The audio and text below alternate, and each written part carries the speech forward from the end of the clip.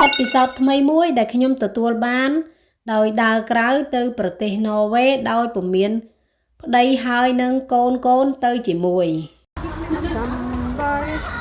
បន្ទាប់ពីលេងប៊ូលីងរួច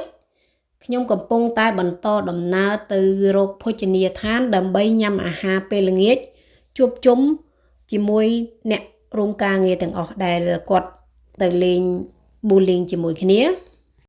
នៅប្រទេសន័រវេសកំពុងតែជិតឈានជើងចូលដល់រដូវផ្ការីកហើយក៏ជារដូវដែលមេឃងងឹតគឺរយៈពេលខ្លីជាងមេឃភ្លឺ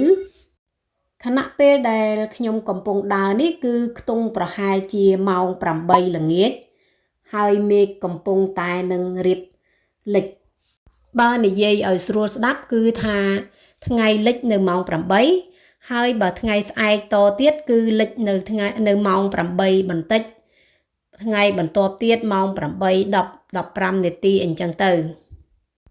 ឥឡូវនេះពួកខ្ញុំបានមកដល់ភោជនីយដ្ឋានហើយអ្វីដែលខ្ញុំកំងគឺស្ប៉ាហ្គាទីចំពោះស្ប៉ាហ្គាទីនេះដែរមានតម្លៃ$28ហើយវាមិនមែនជាភោជនីយដ្ឋានដែលល្បីល្បាញឬក៏ថ្លៃអីទេវាគឺជាភោជនីយដ្ឋានទូទៅរបស់ប្រទេសន័រវេសបើសិនជាយើងកំងអីផ្សេងថែមពីនឹងទៀតតម្លៃថ្លៃច្រើនជាងនឹងទៀតឬក៏អាចមានទឹកញ៉ាំមួយកែវឬក៏ប៊ីយាមួយកែវអីប្រហែលជាខ្ទង់$10ជាងបន្ទាប់ពីញ៉ាំហើយចង់ដឹងថាខ្ញុំទៅឯណាទៀតទៅធ្វើអីគេខ្លះតោះទៅមើលវីដេអូនឹងទាំងអស់គ្នាបន្ទាប់ពីញ៉ាំរួចរាល់ហើយខ្ទង់ប្រហែលជាម៉ោង10យប់ក៏បន្តដំណើរទៅច្រៀងខារ៉ាអូខេJust across the bar, must even take I know I gave it to you months ago. I know you're trying to forget. ក្រុមនារីពួកខ្ញុំនឹងច្រៀងសប្បាយពេកក្មេងគាត់ឃើញពួកខ្ញុំច្រៀងសប្បាយក៏មកសុំថាឲ្យពួកខ្ញុំច្រៀងមួយបទបានអត់